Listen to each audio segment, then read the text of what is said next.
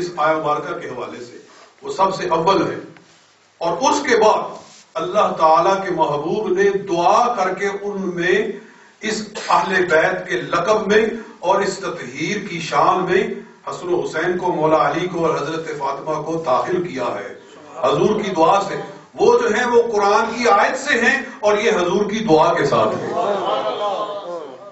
اور ان کو اہل بیت مودت اس لیے کہتے ہیں کہ نبی پاک نے ان کی محبت کا خصوصی حکم فرمایا ہے۔ حضرت امام حسن سے اور حضرت امام حسین سے اور حضرت علی المرتضیٰ سے اور جناب خاتون جنت سے محبت کرنے کا، مودت کرنے کا خصوصی حکم فرمایا ہے، بلکہ اس پر اللہ نے خصوصی آیت نازل فرمائی ہے۔ 25واں سپارہ اللہ تعالیٰ ارشاد فرماتا ہے قُلْ لَا أَسْأَلُكُمْ عَلَيْهِ أَجْرًا إِلَّا الْمَوَدَّةَ فِي الْقُرْبَى۔ اے پیارے حبیب فرما دو میں تم سے اپنی تبلیغ پر کوئی اجر نہیں مانگتا، ہاں صرف یہ اجر مانگتا ہوں، میں تم سے مال نہیں مانگتا، تم سے اس پر کوئی سونا چاندی نہیں مانگتا، میں نے تمہیں قرآن دیا ہے، میں نے تمہیں ایمان دیا ہے، میں نے تمہیں دین دیا ہے، اس کے بدلے میں تم سے کچھ نہیں چاہتا، ہاں ایک چیز تم سے چاہتا ہوں کہ میرے قرابت داروں سے محبت کیا کرو۔ پوچھا گیا من ہم یا رسول اللہ، یا رسول اللہ وہ کون ہے کہ جن سے محبت کا آپ حکم فرما رہے ہیں کہ کچھ نہیں مانگتا تم سے، صرف یہ چاہتا ہوں کہ ان سے محبت کرو، ان سے مودت کرو، وہ کون ہے؟ تو کہا حضور صلی اللہ علیہ وسلم نے العلی و فاطمہ والحسن والحسین، سبحان اللہ، میں چاہتا ہوں کہ ان سے محبت کرو۔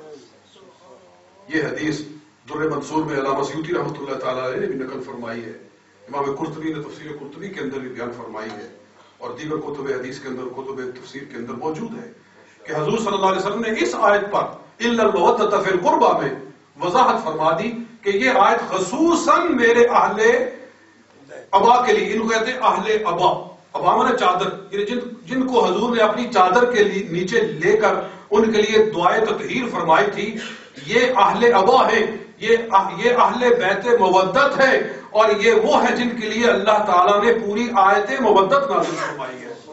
قُلْ لَا أَسْأَلُكُمْ عَلَيْهِ أَجْرًا إِلَّا الْمَوَدَّةَ فِي الْقُرْبَى، یہ اہل بیت مودت ہے۔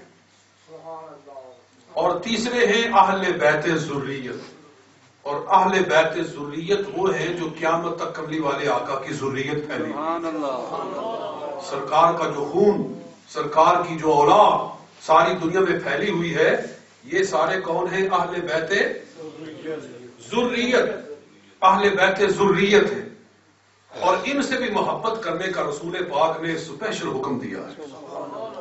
میں ایک حدیث پیش کرتا ہوں، مسلم شریف کے اندر ہے کہ حضرت زید بن ارقم رضی اللہ تعالیٰ صحابی رسول ہے، لوگ آئے کہ اے زید بن ارقم ہمیں کوئی سرکار کی حدیث سناؤ۔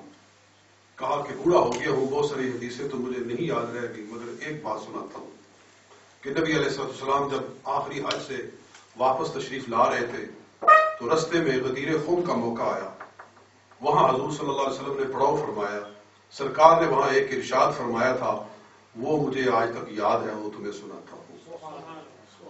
تو حضور صلی اللہ علیہ وسلم نے ارشاد فرمایا تھا، سرکار نے فرمایا تھا انی تارک فیکم الثقلین، اے لوگوں غور سے سنو، میں تمہارے درمیان میں دو عظیم چیزیں چھوڑ رہا ہوں۔ کیا چھوڑ رہا ہوں؟ دو عظیم چیزیں، تارکن چھوڑ رہا ہوں، فیکم تمہارے اندر، الثقلین دو بھاری چیزیں، اس کا معنی تو ہے بہت ہیوی اور ویٹی چیزیں میں تمہارے اندر چھوڑ رہا ہوں، دو بھاری چیزیں چھوڑ رہا ہوں، لیکن یہاں بھاری سے مراد یہ نہیں کہ وہ وزن کے لحاظ سے بھاری ہیں، عظمت کے اور اپنی فضیلت کے لحاظ سے بہت بھاری ہے، یعنی عظیم ہے، یعنی بہت بڑی میں ذمہ داری تمہارے اوپر، دو ذمہ داریاں ڈال رہا ہوں، بوجھ ڈال رہا ہوں تمہارے اوپر دو۔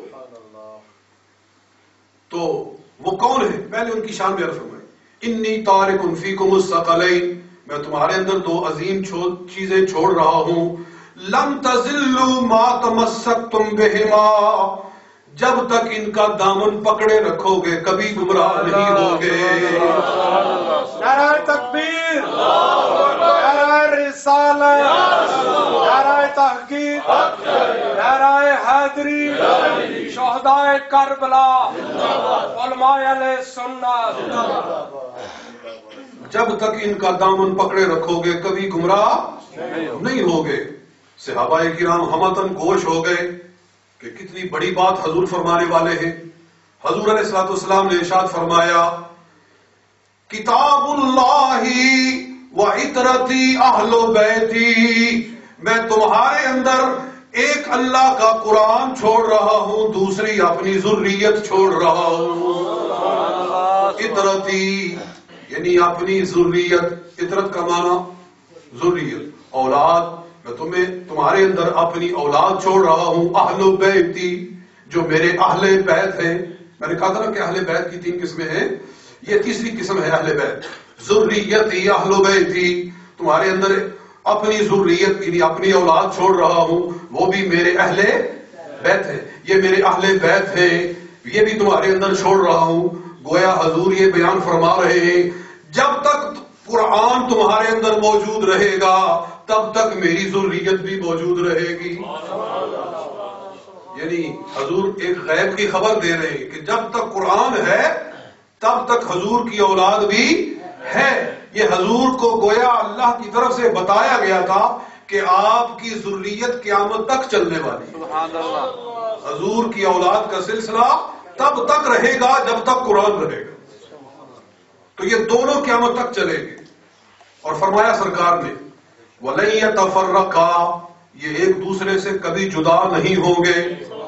कुरान मेरे अहले बैत से जुदा नहीं होगा और मेरी अहले बैत मेरे कुरान से जुदा नहीं होंगे। लन यतफर्रका, ये एक दूसरे से कभी जुदा नहीं होंगे।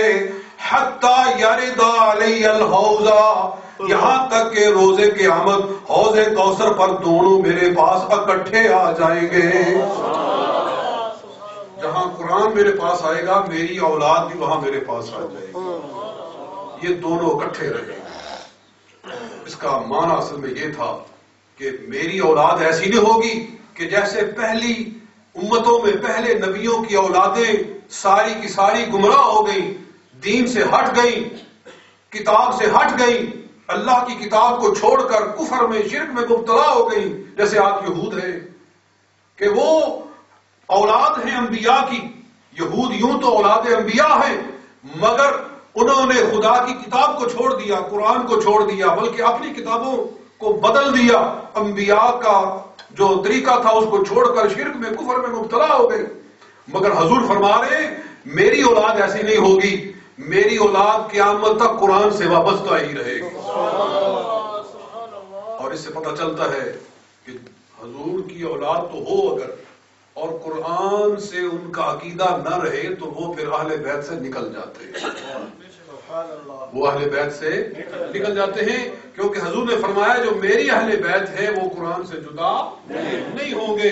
तो अहले बैत कहलाने के वही हकदार हैं। हजूर की औलाद बेशक हो, बेशक खून हो, लेकिन अगर कुरान से उनका अकीदा हट जाए, कुरान से उनका रिश्ता टूट जाए तो फिर वो अहले बैत नहीं है। क्योंकि अल्लाह के हबीब ने इरशाद फरमा दिया है कि मेरे अहले बैत वो हैं जो हमेशा कुरान के दामन से वाबस्ता रहेंगे। आज कई है जो अपने आप को सैयद तो कहलाते हैं, मगर सहाबाए किराम को पूरा मुंह खोल कर गाली गलौज से और तार तशनी से उनको याद करते हैं